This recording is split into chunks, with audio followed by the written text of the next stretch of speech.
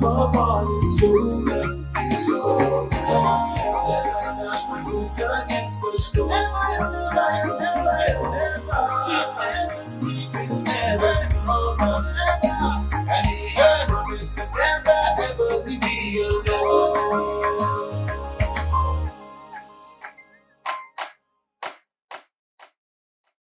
Hi everyone. Hello. Welcome to this episode of True Talk, this special episode of True Talk. And we have a guest in our midst. We have a father, one of the fathers of Mount Zion, our own father. That we're so happy to have you with us.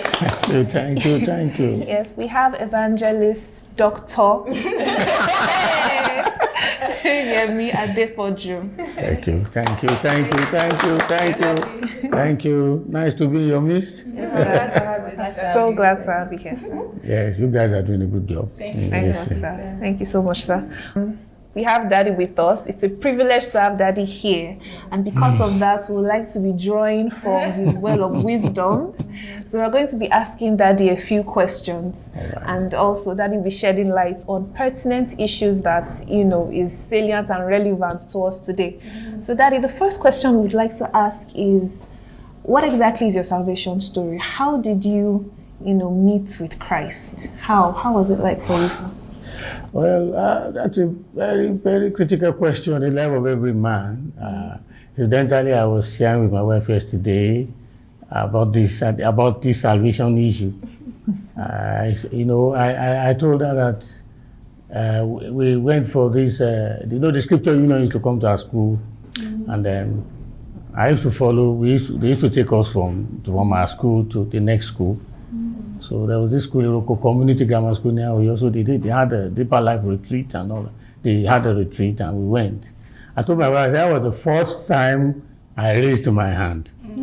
I raised my hand, but I did not, after we raised our hands, it's not as if there was some kind of follow-up, but we knew, we just, like that. But the real experience happened. I was listening to, I attended the Evangelical Church of West African Evangelical Church Winning Hall, and pastor was preaching, Ekwa was preaching, and I was silent throughout the preaching. I told my wife, I knew something happened to me, because in Ekwa they don't make altar call that you come out like that, that was how it was then. But he preached salvation, and I knew something happened to me, and I started building on it. It was not a smooth journey, actually. It was not a smooth journey. It was a bumpy journey for me, because after I gave my life to Christ, not too long after, I had to further my education, and I had a lot of bumps along my own experience, trying to stabilize my salvation experience. I mean, when I mean stabilize, you need to grow to understand the decision you just made. Yes. So there were several teachings on it, and we built up. It was being built up over the years, and by attending church, not all churches feed you with the right, diet that will really help you to grow. But I thank God that, as I was. Because not too long after, I had to travel out for my studies, and I had a different experience of Christianity. I knew the kind of Christianity we practiced there, and all of a sudden I found myself a young student, young in the Lord, in a new land. So I had to begin to look for fellowship, and sometimes I'm the only black man in the whole of the church. The whole of the fellowship, I felt detached, so I started, attending their Bible study. And incidentally, when we gave our life to Christ, they didn't tell us about the Holy Spirit experience, about baptism in the Holy Spirit, because the church we gave our life to, they are the evangelicals. We have evangelicals, we have Pentecostals. Yes. The evangelicals believe in salvation and all that, water baptism, but they don't proceed beyond that. So we had that evangelical experience till I traveled. So I was in the bus and somebody was reading a book, White Tongues, and I was staring at the book. And the woman looked at me, I said, she gave me that book that day. And she invited me to the fellowship. So that was where I had the Pentecostal experience, being filled with the Holy Spirit and stuff like that. So that's how one started building up. There are a lot of struggles, especially when you are youth. Yes, struggles. Struggle with flesh. Struggle with youthful lust, struggle with challenges. That's how we advise someone, if you are not strong, don't travel out. It's more challenging there than here. It's more challenging. And of course, nobody will chase you about, monitor you. Yes. You are just like on your own. You have this freedom, And when they say love not the world, there's no world there. Get there, you know what they call world. So many things to distract you, to put you under pressure, and there you are really exposed. You are vulnerable. So you're alone. You are alone, yes. You're alone. And I remember those days, alone in my school, and the college hostel, in the room alone, yourself and your bed and your table. So I brought this tape recorder from Nigeria, and many times I've been lonely and scared. So I brought this tape for this woman, this CSC good woman. I brought that tape from Nigeria. So I used to play that tape. Yeah. It was in Yoruba language. So I was listening to that song all over. So it was really, but by the time I came back to Nigeria, thank God, not too long after that, I had in contact with ministry things. Then from there, I started going to mission churches where I heard about mission. In fact, I thought I'm going to be a missionary in one of those countries. Because all we were here in our church, there was mission.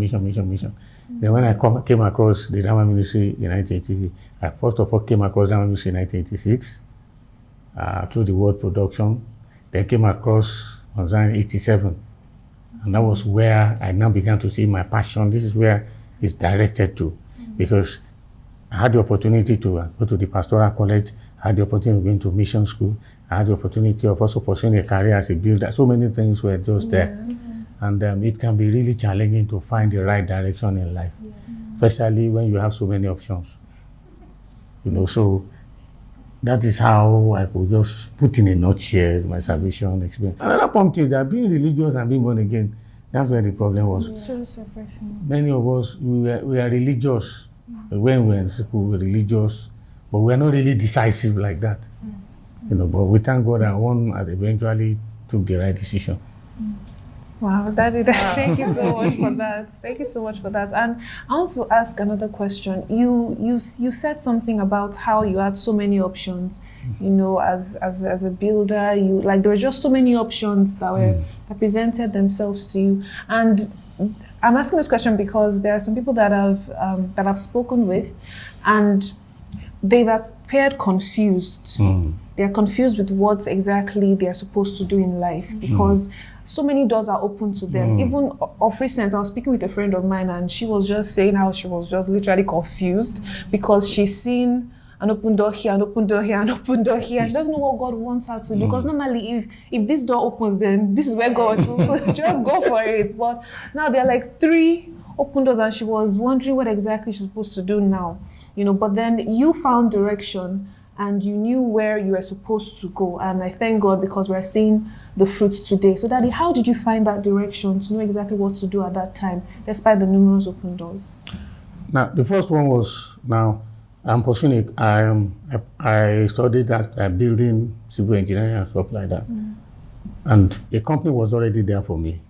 My dad was on the board of directors, and the plan was that I'll take over later. Wow. So I was working there. I was working on the site after I was on site doing my building work and all that.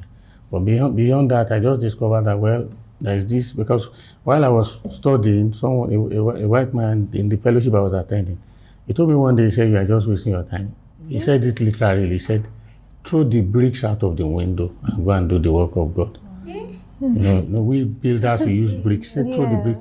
And I was like, "What's this man saying?" Even right there, they were planning that probably I should go to the Bible school. Wow. They saw the grace and they said, "Okay, maybe I should go to the Bible." I wasn't about processing the Bible school. There was some confusion somehow. I have a call of God, but I don't understand. There was no clarity. So now getting back to Nigeria, I continued my construction work, the church I was attending, talking about missions, so I thought probably I'm going to be a missionary somewhere. Then I just suddenly started getting interested in drama because there's one aspect of my story of my life that I don't really talk much about it, but my passion for drama while I was in England made me join a theater group, which I was the only black person there. It was not Christian, but because I loved it, so I joined them. We were doing stage works, all over. But there was not that, I didn't find the chance in the church, so I did it a bit. Then, getting back to Nigeria, the church I was attending, that was where they came. They said they were going to do the first Christian film in Nigeria. I said, wow, this is going to be great. And the son of the late Ogunde, his son was born again and he wanted to shoot the first Christian film. So they were going churches looking for people. So they came to our church. We were there and there. We were eager. So that's how I joined World Production, running around, seeing how we're going to shoot the first Christian film. So it was in the midst of that we got the invitation to come for the Festival of Christian Drama by Mount Zion. That is what we call Harvest 87. That was how I attended. That was where this passion of drama was going deeper. The first thing was that on that day, as we arrived at Ojo with my group that I brought from Foursquare, as I arrived and I saw him, something happened. You meet somebody for the first time and there's something happened. It was just a connect. He smiled, I smiled. And there was something that now happened. We arrived on a Thursday. My drama group that I brought, we arrived on a Thursday. We were there Thursday, Friday, Saturday. We were to minister on Sunday, only for them to tell us that we can't minister again after staying for 4 days. Wow. So my group was angry. The funny part was I was happy with him. It was fun. So from there, the relationship grew. Now, going back to the options. Now, studying building and then trying to pursue a career in building, that was one option. The second option, being a missionary. The third option, being a pastor. So all these things were just there. Then the fourth option, not even drama, the fourth option, communication. I started having passion for advertising and public relations, so I went to study that one too. I went to study that one by the side. So I was practicing public relations by the side, advertising by the side. So later I jumped construction and faced Lagos and started working for an advertising agency. And I was doing well in advertising. In fact, I was doing fine, I was doing well. But I was about to pursue it. I was about going deep into advertising. It's big money in advertising. I was about getting into it then this issue of the college started coming. Because I was very close with my son. So it started coming up strong. The funny thing, the week I had the thing was very strong. The week I said I was coming to share my vision with Daddy Mike. That same Monday, the Saturday before then, I went for a job interview to be the media manager of a particular advertising company. So we were there. After they interviewed me, they dismissed the rest of the people. Wow. So I was to come to Mount Zion. I came to Mount Zion to share my experience and all that. So, why I left on that Monday? When I got there on the Monday to the advertising agency, they said my name was not chosen. I said, wow, that's what thank God. It means God wants to use me. Since I'm not going to the advertising company. As I returned to my office, I saw a man sitting at the reception. He said, are you Mr. Adepoju? I said, yes. He said, I'm from a so-and-so advertising agency. He said, my boss said I should bring you. I said, I've been there. They said, my name was not. He said, it's a lie. He said, they manipulated the thing. I was the one I'm supposed to come. I'm supposed to come to this. I said, what kind of confusion is this? So I had a choice to respond to that. Also. Wow. So I was in that dilemma of what to do.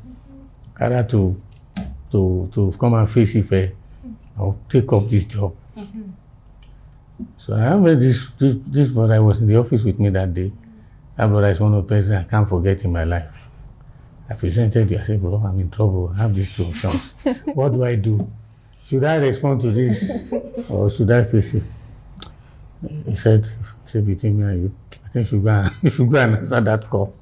So that was how I faced that. I took that decision and I went to Ife. Now, there's one funny story about it. When I go to Ife and I shared the vision with Daddy Michael, this is what he said. I said, I think God is calling me.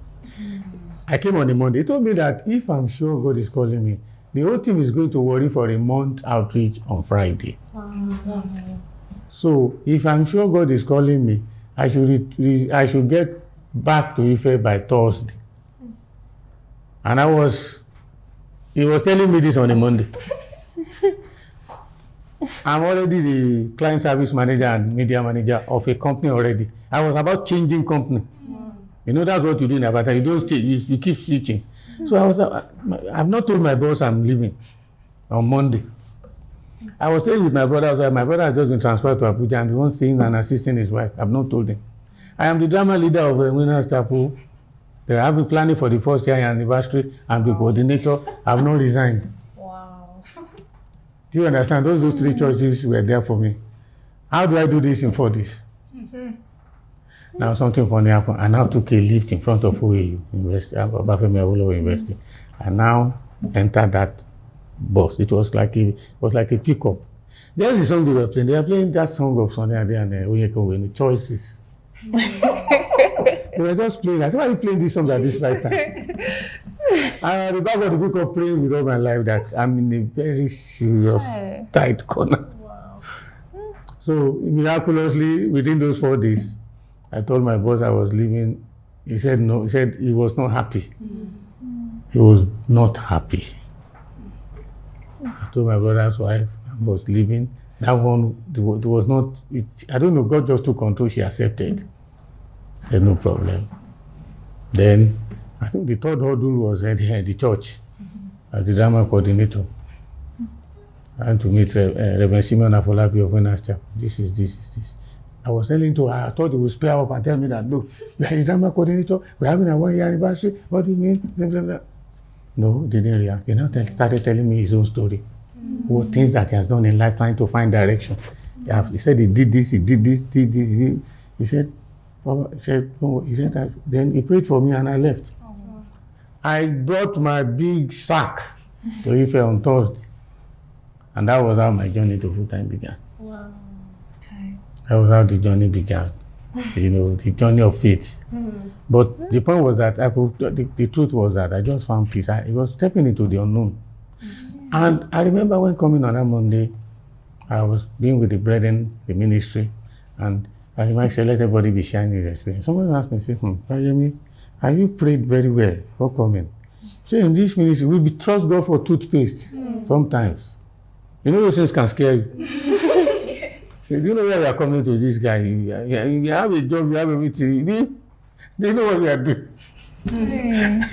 I was, and thank God, when we look back today, you see God's hand. God has been so good, you know. But initially making a decision is not just easy.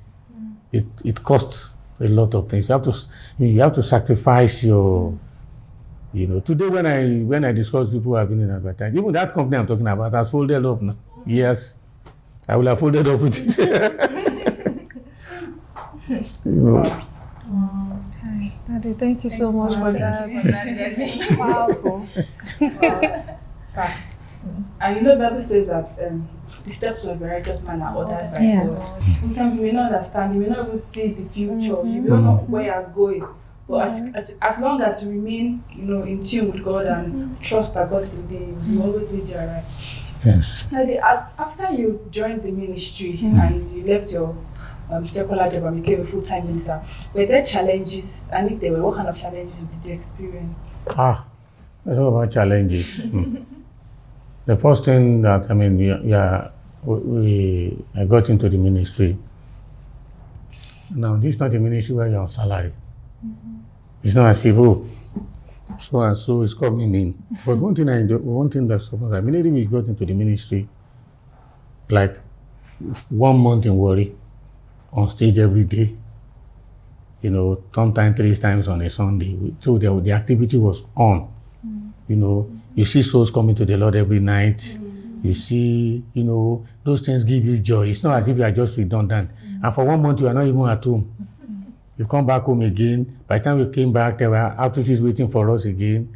That year, 1990 and 1991, out of 365 days, we had about 262 outreaches. Wow. Can you see how close? You could remember what days we are left.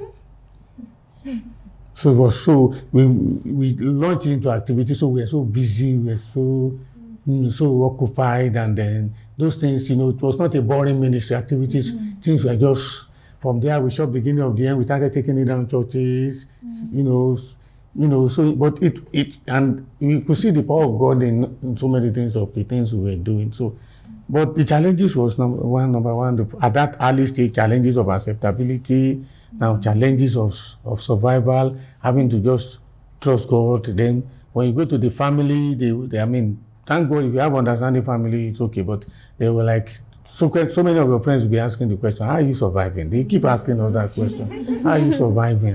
They're like, how are you coping? You know, at that time, the man of God sat me down. It's not a full time. He was a lecturer in UI then. He called me that day. I went to visit him. He drilled me for about 30 minutes. He was asking me a lot of questions. How do you do that? I was telling him by faith. The man now stood by his car and he shook his head. These people, you can challenge someone. No? And I brought 15 naira. 15 naira was big money. They gave me. He said, just gave me. Few months later, he resigned. And today he's doing very well in ministry. But Mount Zion challenged a lot of people. You know, because that journey of faith, just trusting God for everyday meal like that, you know, just trusting God. You know, in it, most of us were single. In it, when the issue of marriage came up, you have to trust God for your wedding. They trust God for the least your family. Now, that was the bus stop the family was waiting for. You say God called you. Let's see, your marriage is not here. How do you fund your marriage? You know, that was another journey again. Where but the God that called us showed up really, because at that time showed up. God just touched those who were hard. God touched them on his own, you know, and they made it possible. So it was faith at each junction. You just have to exercise faith at each of each junction. It was really challenging. I mean, survivor. You know, believing God for everything, trusting God for everything.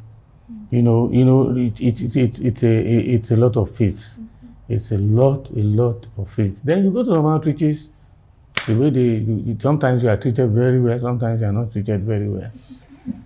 You know, you have to, and sometimes when you are going on outreach, especially people have families, when you are going on outreach, you look at some their wives were pregnant when they were going, and there was nothing they could leave behind to give the wife to, to, it was just faith. You know, it was raw, hard faith. You know, which there are so many questions you couldn't even answer. You couldn't even tell people, how you people surviving? How's it going to be like? But we thank God. I mean, he just showed up at critical time. You know, there was this funny experience. I usually like sharing.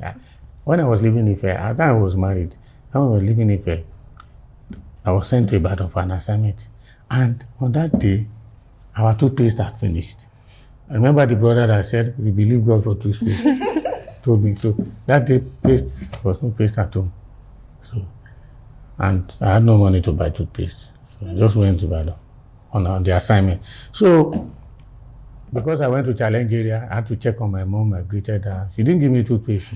There was an old woman, one of our tenants. She loves what we are doing and all that. So I just greeted her. She said, what do I give you? And she now opened her fridge. And she brought out the toothpaste. Wow. She gave me that toothpaste. Of all things.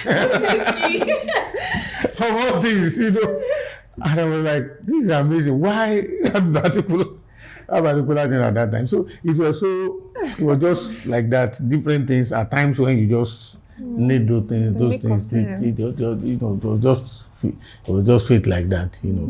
Wow. Andy, thank you for that. Thank you for that. I'm sure you have a question. Well, Daddy, thank you for that. It's, showed times of raw faith where Yes, we have to yes. solely depend on God. Then you mentioned something about how when some of the brethren joined Mount Zion, they were single. So were you already married before joining, or you were single? I was single. I told you I came with just one bag. Oh yes, true. So how did you now, on the journey of marriage, while you were already in ministry, how did you know? How did you identify the one? How did you know mommy was the one God was leading you to? Now, I met her for the first time at 87. Met her for the first time. That time it was quite funny because I don't know whether drama ministers remember. Some of them won't know this story. Now, after Harvest 87, Daddy Mike had this that we should shoot the first Christian film in Yoruba. He wrote the script, and we started meeting at Orita Baptist Church. That's where we used to gather. So, that gave me the assignment that I was going to coordinate the program and all that. The shooting and all that. So we're doing. So incidentally, I was not telling the sisters to do something, maybe to do some exercise, and I just saw her and she was, who is this guy just giving us orders? Something just struck. But I didn't pay much attention to it because, to be frank, the way I was then, I was just zealous for things. I was just focused on doing the work and all that. So from there, we started doing a lot of planning, for the film, and we used to gather to pray. Myself, at the mic, Mommy Gloria, and her. But sincerely, I was engaged. So my mind was not even for someone else. Okay. So my mind was just like we are all praying. Yeah. Even Sammy jokingly, and the sister I was engaged to was bearing Mommy Gloria's name. So, and we used to say jokingly, she was not just into us. She didn't. I think something was telling her that this is not the sister, and I was like, what's going on?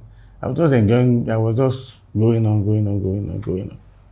So, my wife has already crossed to full time. She was in full time before me. She had already gone in the ministry. In fact, incidentally, when she wanted to move her stuff from Ibadan to go on full time, I arranged the vehicle. I said, "You are going to Ife. God be with you." He arranged the vehicle, and she packed her things and she started going on. I still continued doing my work. She told me she wanted to one time. He said, "Hey," although I still saw her as prayer partner, sister in the Lord, sister in the Lord that we, and all that. And at the time, she was even praying for us in our courtship. She was praying for us and all that. Yeah. Until a time when I discovered that courtship wouldn't work again. My parents were not in support of what I was for that relationship. They weren't in support, and I was forcefully doing the whole thing. In fact, I think some of our youth should learn. In fact, there was nothing I didn't put into that relationship. I was working, anything she needs. I literally funded that sister's education out of my own meager, I was just zealous to make it work. I was always there. After my work is the place I will go.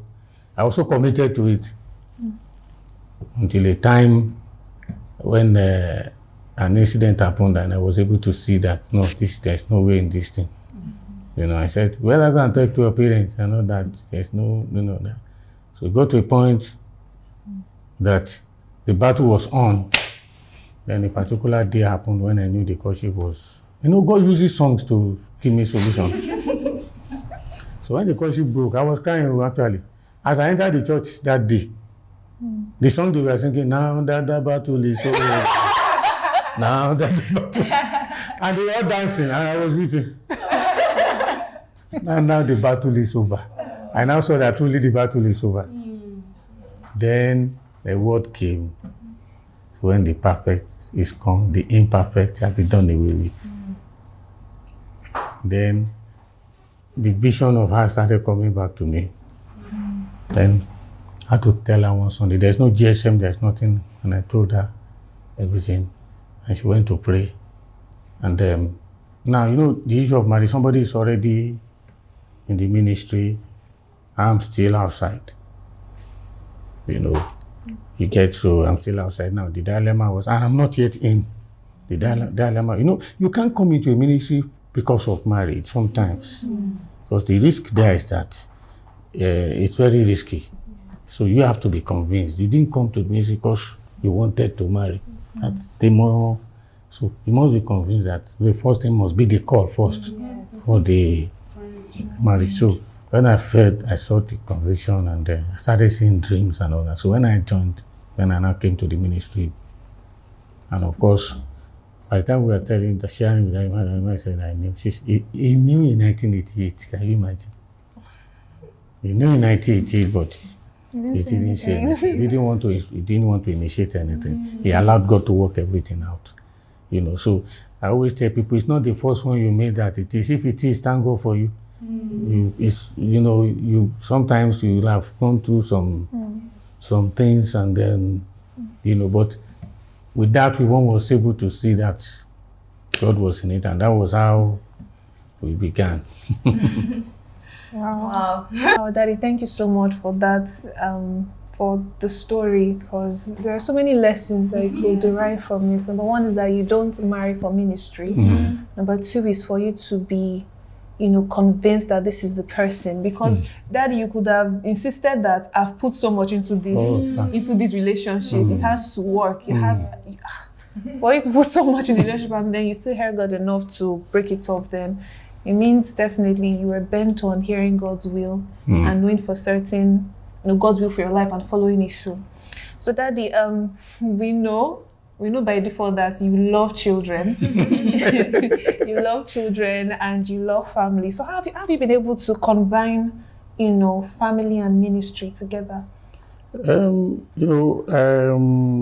Family begins from when you get married. Then from marriage, the baby making begins, and then the first thing actually is the marriage. The first thing, if you marry right and the will of God for you, and the marrying right, when we talk of marriage, we are not talking of only you and your wife. The family you marry to matters.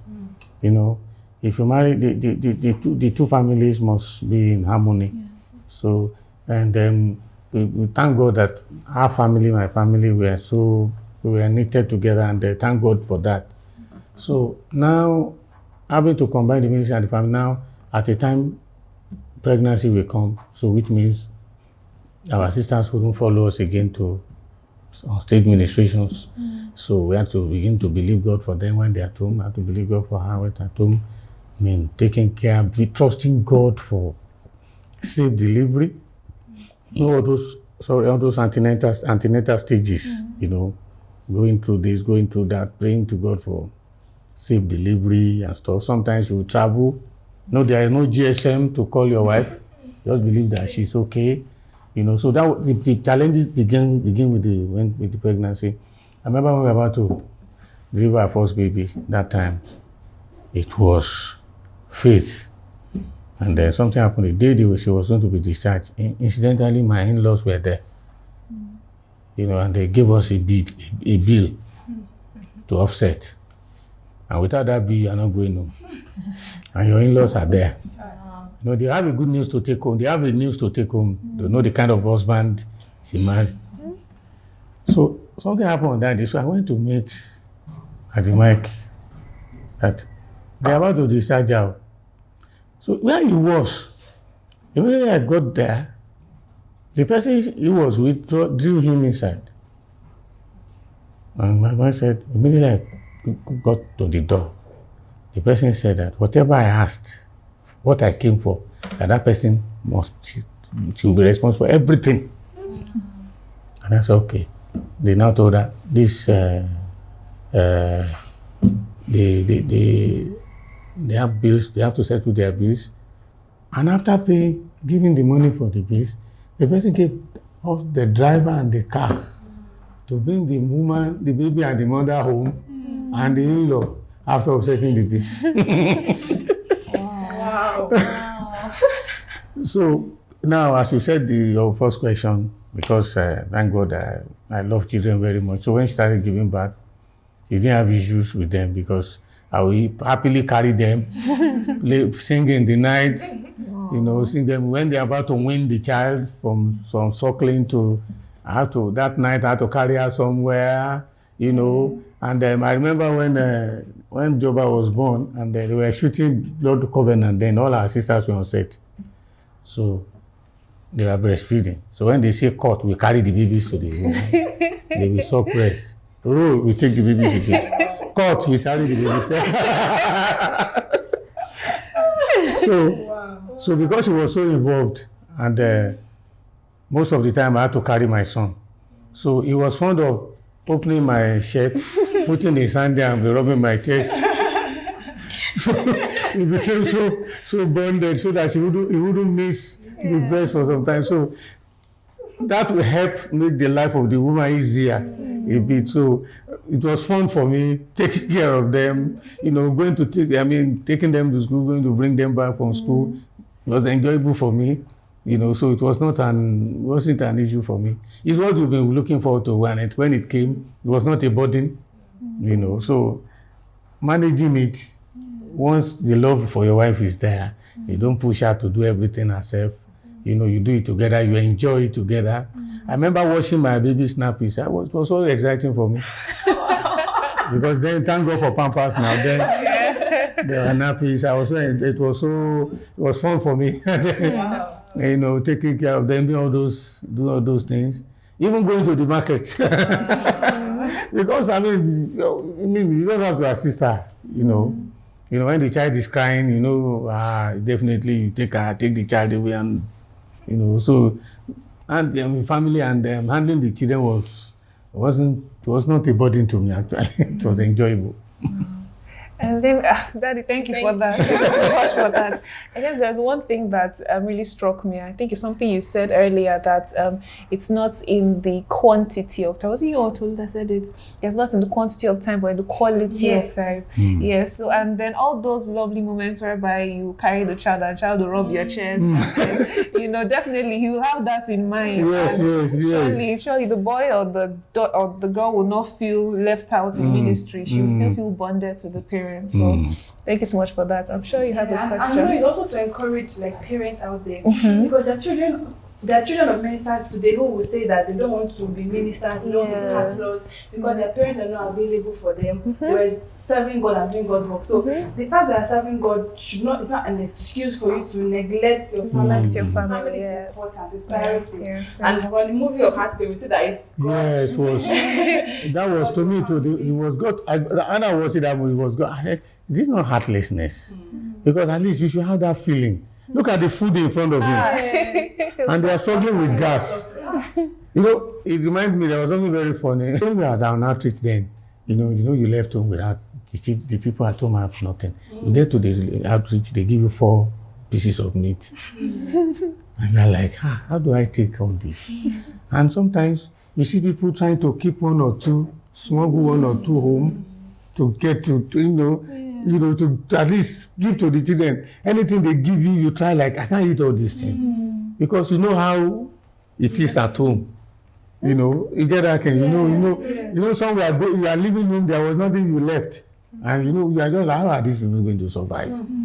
You are just thinking about it. So you couldn't be, if you are, now thank God for JSM, you can quickly say, you can even quickly transfer money or look for how you should feel their pain. You couldn't, I don't know how a man could be detached from his family. You are not just feel what they are part of you. So how could you just be, I don't know how you call it carelessness. How could you just not your child, your wife? Shopping with gas. When you are living, they are shopping. They are caring, calling.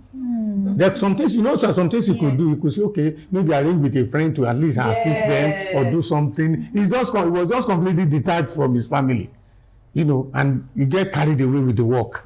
The work, and it's a wrong concept. Completely, it's a wrong concept, and that's why those children don't like the ministry. Yes. And of course, it also is a wake-up call even to the leaders, general overseers of these churches, as they are making programs. They should also remember these people are family men. Yes. Yes. You know, by the time you do back-to-back programs, this travel today, tomorrow travel, you should also know that these people have families. You know, they have families. These people, there should be a time that, all right, no program, go and spend time with your family. You know, so these things, and then these things silently is killing the ministry. When scandals begin to happen, when breakages, children of ministers, these things stay in the ministry. You know, so, and part of it is that when they are not like, look at in that happened, the boy was stealing. You know, he was taking money and all those kind of things, you know, it goes to the fact, and of course, too, reading some of these ministers are doing some of these things that some will say, okay, from one ministry, the honorarium is piling up.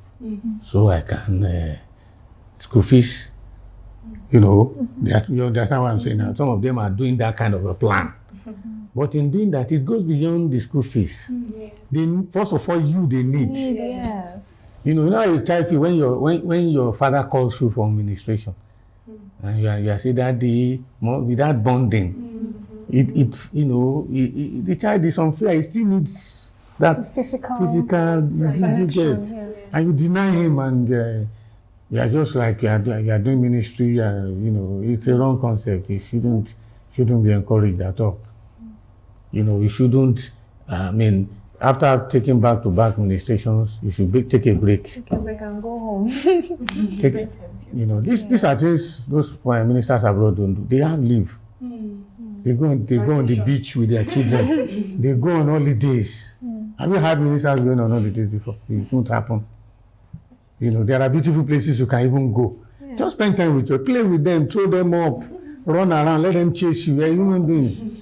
You know, let them. These are things they will not forget. Yeah. And I say, your children are with you. Enjoy it now, it lasts. You know, because there's a point you won't carry them again. You won't be able to carry them again.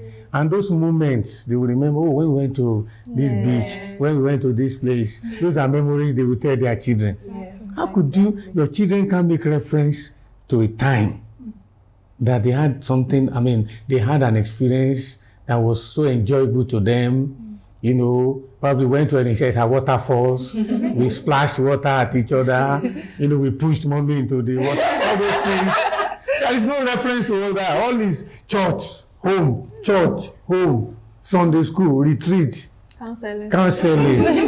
That's what we know. They too will not grow their children that way. Because it's all. It's also that's what if a man comes from that kind of family, that's how he raises his own. You know, nothing, they don't unwind, you know. They don't unwind.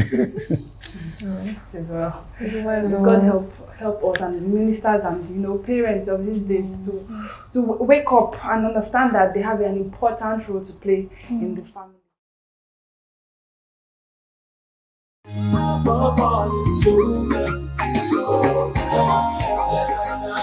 Against the storm, never,